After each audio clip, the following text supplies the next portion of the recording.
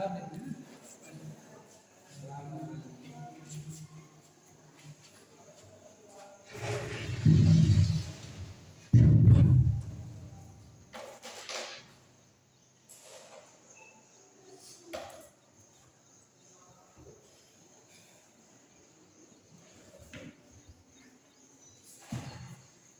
बताओ परिगणन के बारे में, कल पढ़ाया था। जी अपन प्रसारण की लाभ और हानि लिखने थे। हाँ वो तो लिखने थे, तो हम लिखाएंगे। तुम्हें हमने जो पढ़ाया था अब उसके बारे में बता दो। आपने पढ़ा था तो रसायन की उद्देश्य हेडिंग बना दी। हम तुमसे डेफिनेशन पूछा वर्गीकरण की। अच्छा अच्छा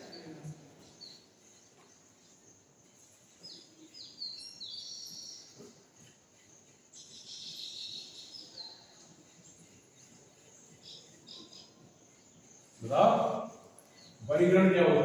तुमने पढ़ाया था, अच्छे से पढ़ाया था, नहीं पढ़ाया था?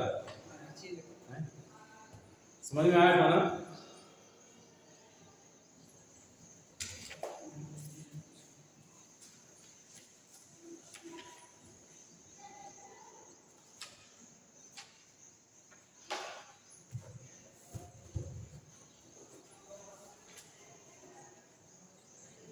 बताओ बेटा, तुम भी थी? फिर वर्गीकरण क्या होता है तो बता दो मुझे ना।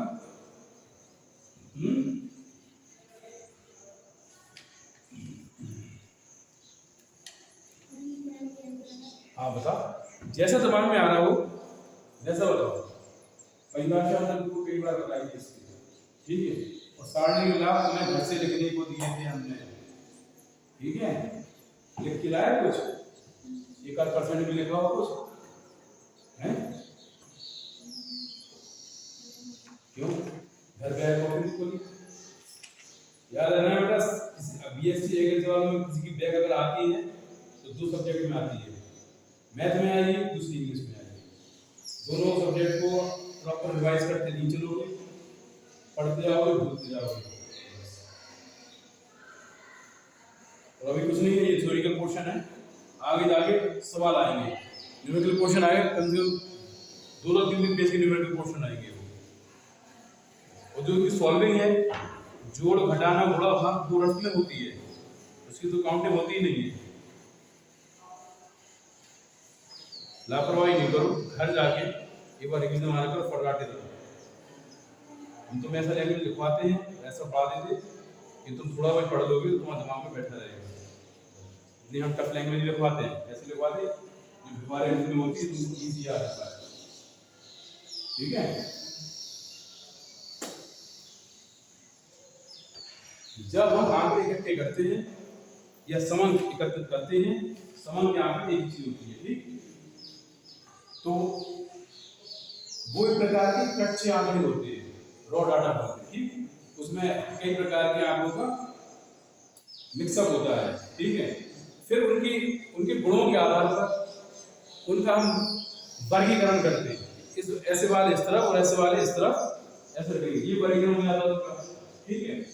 और फिर वर्गीकरण के बाद उनको एक सारणी में व्यवस्थित रूप में लगाना, सजाना या प्रस्तुत करना, ठीक है, ये सारणियन कहलाता है। सारणियन से परिणाम से ये होता है कि तुमने जो डाटा, जो कच्चे आंकड़े व्यवस्थित किए हैं, इनका विश्लेषण करना सरल हो जाएगा, ठीक। उनमें तुलना करना सरल हो जाएगा और उनसे विश्लेषण करके जो निष्कर्ष निकाले जाते हैं वो तुम्हारे लिए सरल हो जाएगा। अगर सारणीय वर्गीकरण नहीं करोगे तो आंकड़ों का विश्लेषण करना और आंकड़ों से निष्कर्ष निकालना अत्यधिक कठिन कार्य हो जाएगा। हर चीज देखो, कोई भी काम करने के 2 तरीके होते हैं, एक तो व्यवस्थित रूप से और एक अव्यवस्थित रूप से, जैसे भी ऐसे हो वैसे ठीक है, एक प्रकार से कर लीजिए। लेकिन अगर कोई भी काम अच्छा होना है, साफ सुथरा तरीका से होना है, व्यवस्थित रूप में करोगे तो उसका प्रस्तुतिकरण बढ़िया रहता है, जल्दी समझ में आएगा और अच्छी तरह समझ में आता है, ठीक है ना।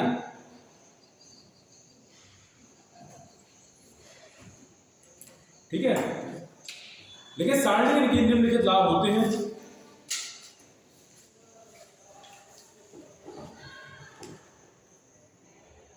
एक ही चीज है जो बार बार घूमती है, तुम देखना, जो तुम्हें वर्गीकरण में पढ़ाया था वो तुम्हें सारणी पढ़ा रहे हैं, बस वही चीज है कि इससे आंकड़ों को सरलीकरण हो जाता है आंकड़ों का, जिससे हमको आसानी से समझ में भी आ जाते हैं, उनसे आसानी से निष्कर्ष निकाल लेते हैं। बस यही सब चल रहा है। ठीक, लिखिए इसमें पहला पॉइंट बेटा, सारणीयन की प्रक्रिया में, सारणीयन की प्रक्रिया में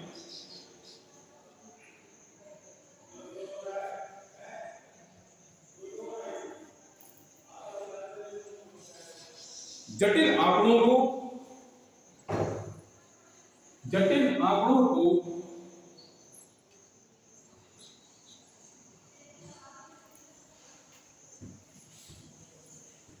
सरल एवं सुव्यवस्थित रूप में, सरल एवं सुव्यवस्थित रूप में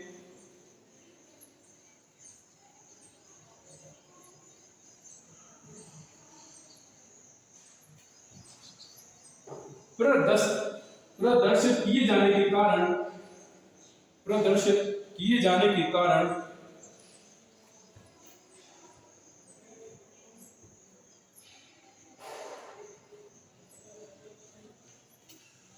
उनकी गणना करने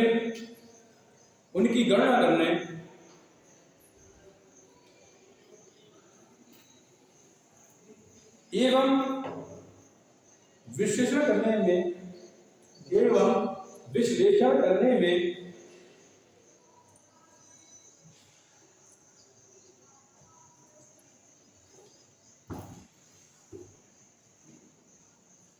सुविधा होती है, सुविधा होती है।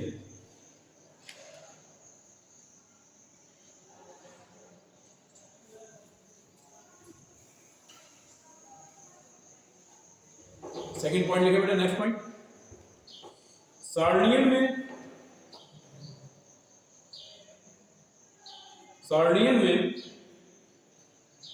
विस्तृत आंकड़े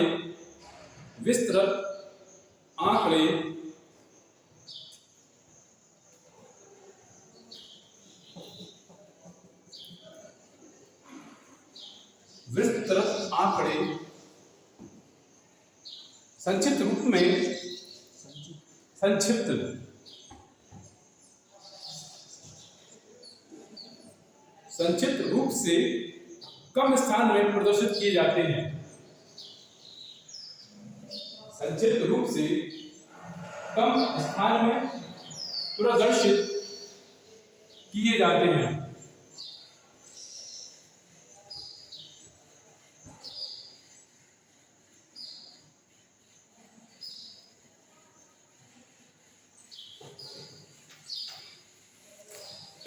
जिस कारण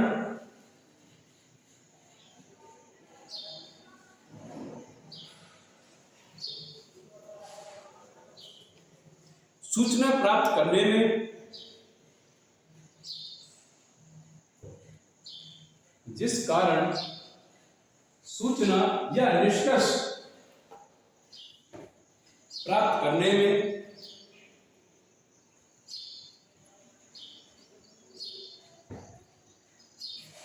कम समय एवं कम स्थान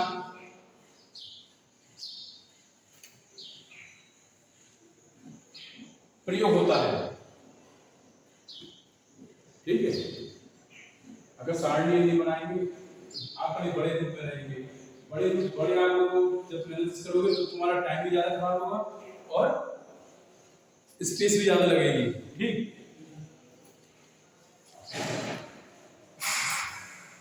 थर्ड पॉइंट लिखा नेक्स्ट, इसमें सारणियन के द्वारा तुलनात्मक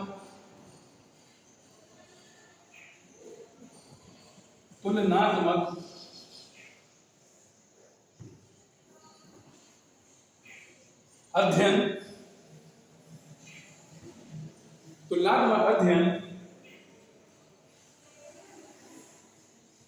सरल हो जाता है, सरल हो जाता है।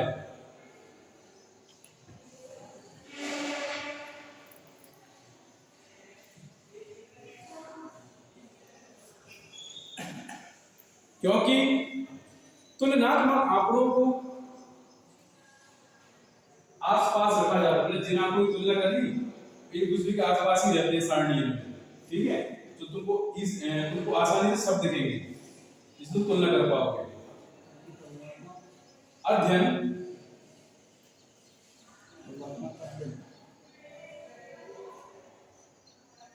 क्योंकि तुलनात्मक आंकड़ों को आसपास रखा जाता है, आसपास रखा जाता है।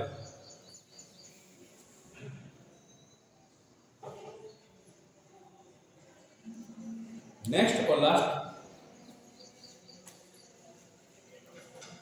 सारणियन के पश्चात, सारणियन के पश्चात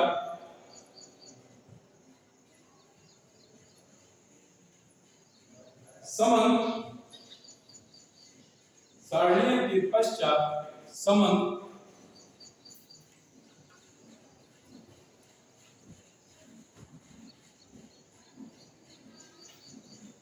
इस रूप में परिवर्तित हो जाते हैं,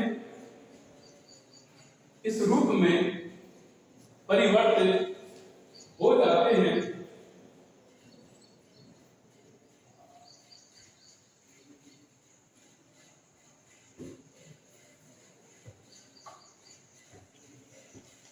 कि उन्हें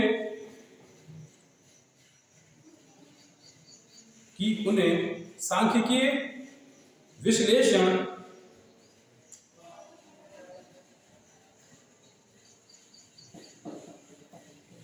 सांख्यिकीय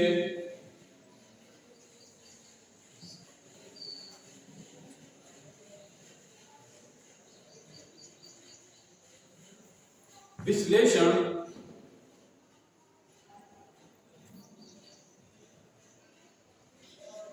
में सुविधापूर्वक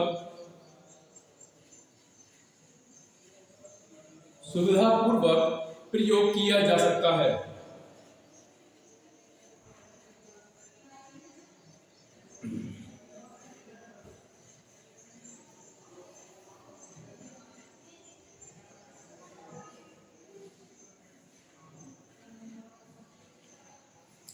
ठीक है, ये कंप्लीट हो गया। अब इसमें एक इंपॉर्टेंट चीज है, ये आता है, ठीक, वर्गीकरण और सारणियन में अंतर, ठीक, difference between classification and tabulation.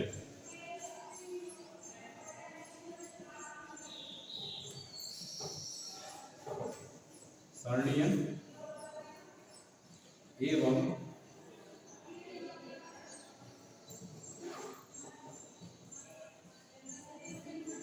वर्गीकरण में अंतर।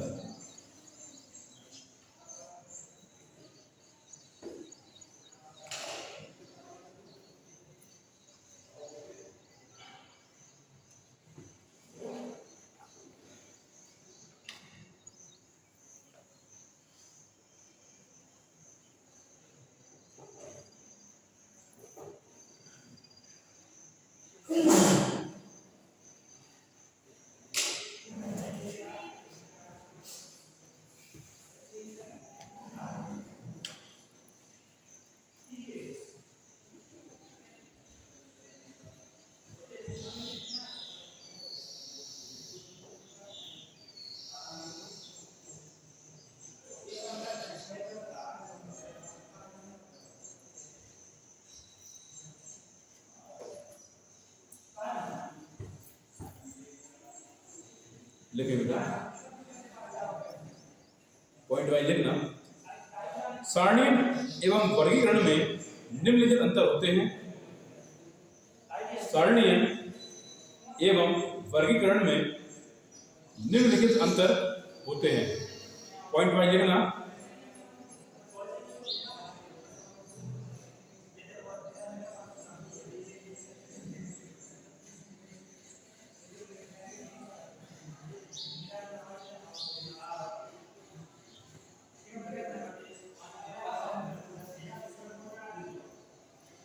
देखिए पहला पॉइंट बेटा, अव्यवस्थित रूप में रखे आंकड़ों का अव्यवस्थित रूप में रखे आंकड़ों का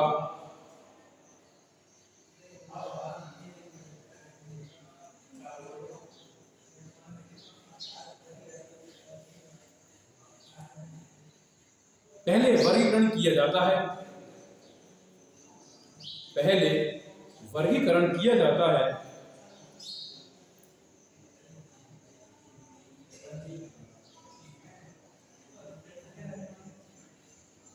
और बाद में इन वर्गीकृत आंकड़ों का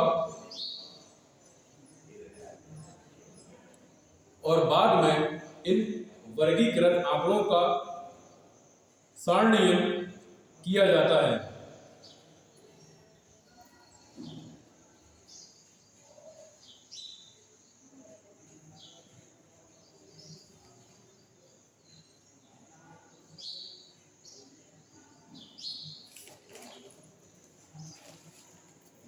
दूसरे शब्दों में हम कह सकते हैं,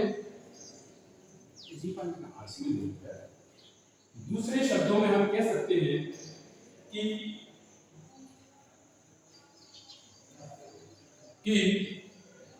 सारणीयन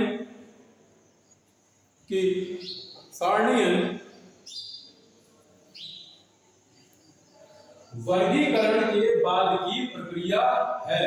पहले आंकड़ों का हम वर्गीकरण करते हैं बेटा, ठीक, फिर उन्हें व्यवस्थित रूप से लगाते हैं सारणीयन में, ठीक है। फिर से पढ़ो पूरा पढ़ो। दूसरे शब्दों में हम कह सकते हैं कि सारणीयन वर्गीकरण के बाद की प्रक्रिया है। पहले वर्गीकरण करते हैं आंकड़ों का, उसके बाद हम सारणीयन करते हैं, ठीक है।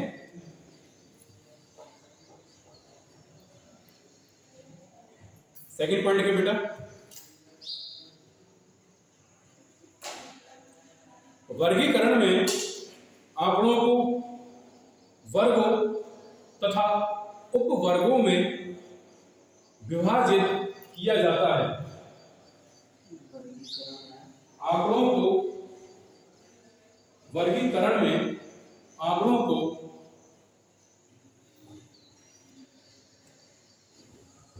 वर्गों एवं उपवर्गों में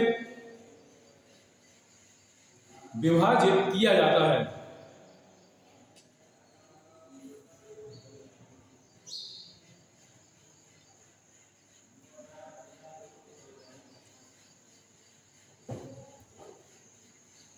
जबकि सारणीयन में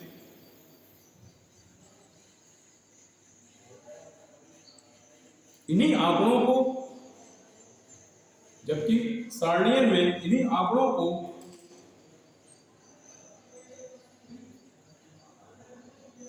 शीर्षक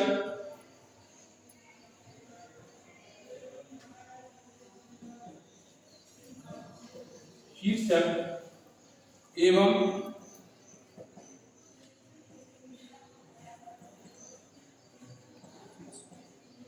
उपशीर्षक के अंतर्गत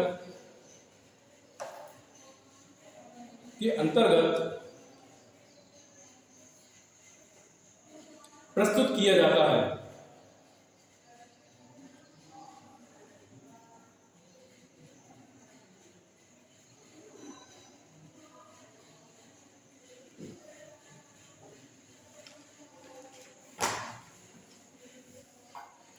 नेक्स्ट पॉइंट लिखें बेटा, तीसरा,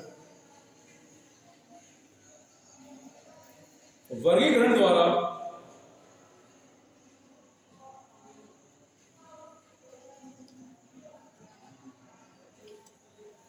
आंकड़ों का केवल प्रस्तुतिकरण होता है।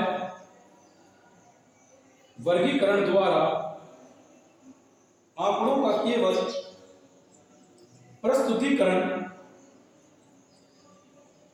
होता है, जबकि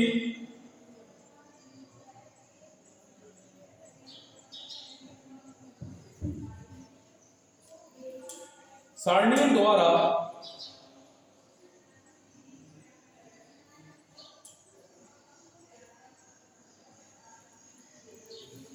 आंकड़ों को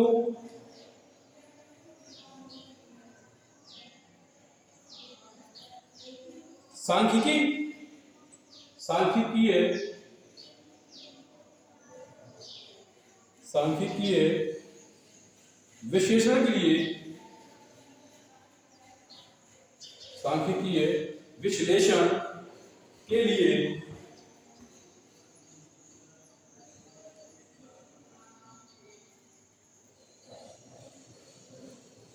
उपयुक्त बनाते हैं।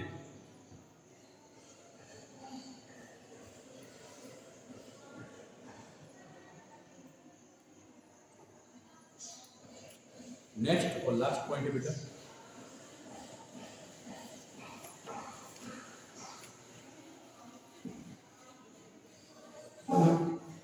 वर्गीकरण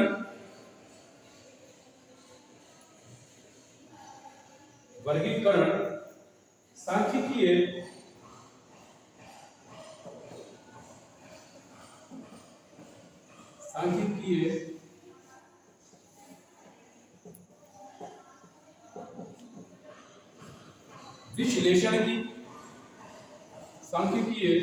विश्लेषण की एक विधि है।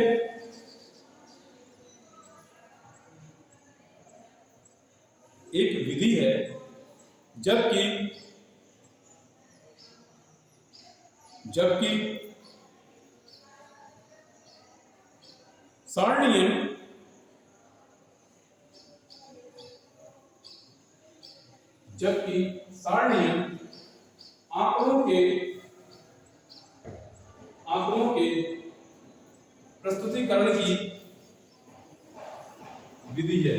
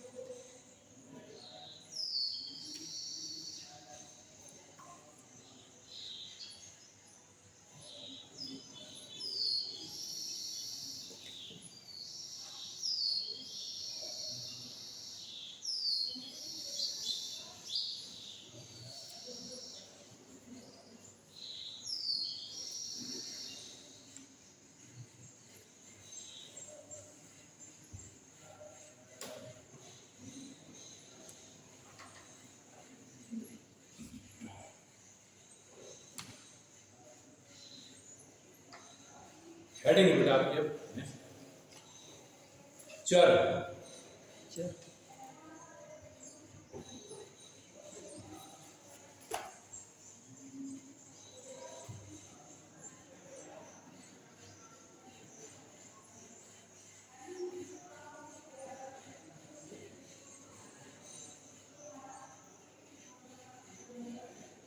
चर या वेरिएबल्स, ठीक।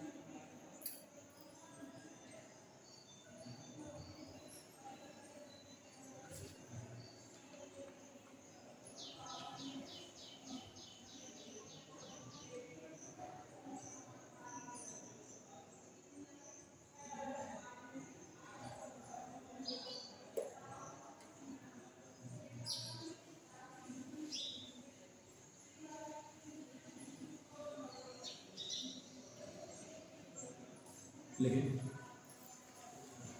किसी व्यक्ति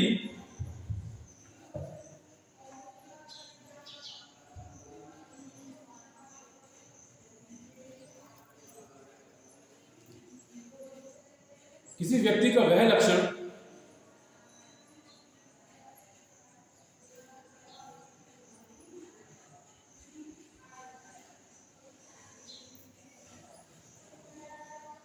जो दो या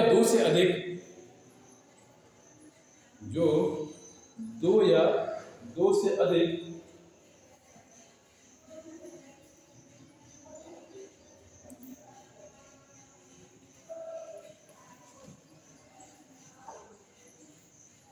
मान ग्रहण कर सके,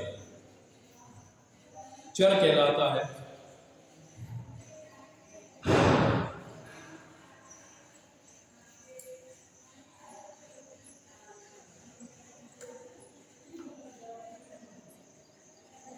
जैसे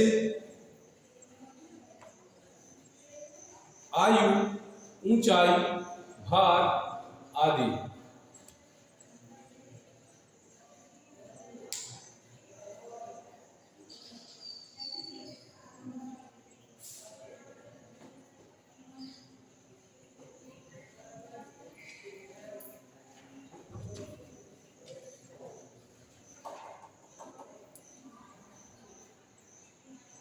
लाइन चेंज कर लेना बेटा।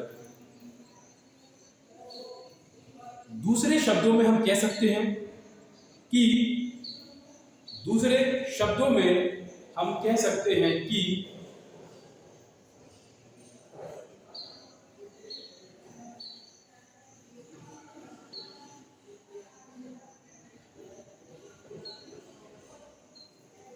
वे गुण अथवा विशेषताएं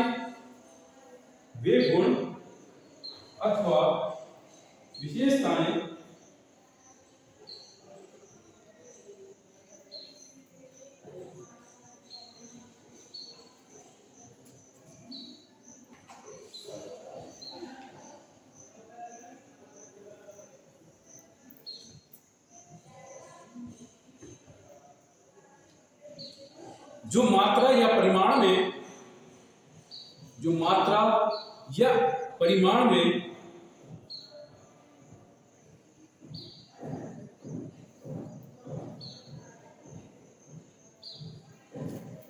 विभिन्न व्यक्तियों के लिए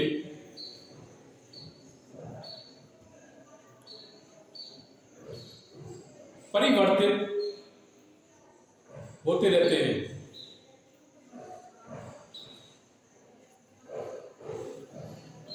विभिन्न व्यक्तियों के लिए परिवर्तित होते रहते हैं, चर कहलाते हैं। लाइन चेंज करने के एग्जाम्पल में, उदाहरण में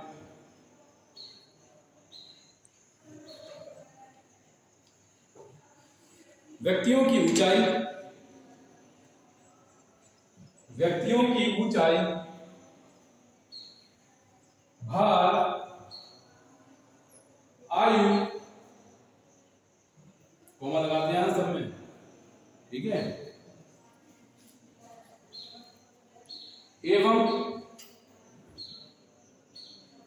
परीक्षा में प्राप्तांक, परीक्षा में नंबर मिलते हैं हमको विभिन्न टेस्टों में,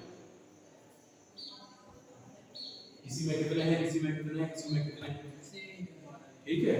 और फिर दो बच्चों के प्राप्तांक के लिए तुम्हारे लिए कि फर्स्ट सेम में तुम्हारे कितने नंबर आए 9 सब्जेक्ट में, हमने फिर इनके भी लिए पहले सबका वर्गीकरण किया, ठीक, सब्जेक्ट वाइज, फिर उनका हमने सारणी में बनाया ये, ठीक।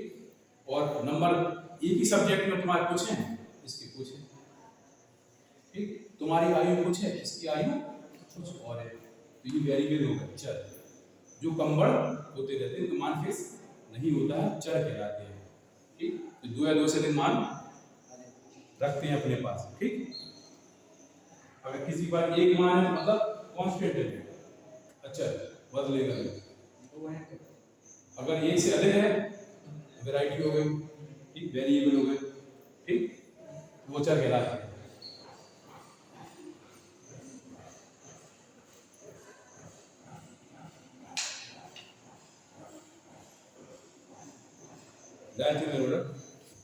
चर दो प्रकार के होते हैं, ये देखो हेडिंग डालो, हेडिंग डालो, हेडिंग हेडिंग।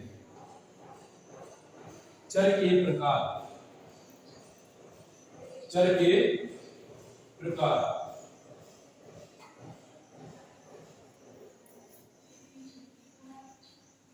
अब देखो सुनो, चर दो प्रकार के होते हैं,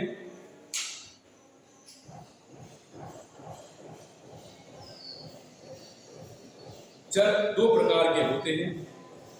पहला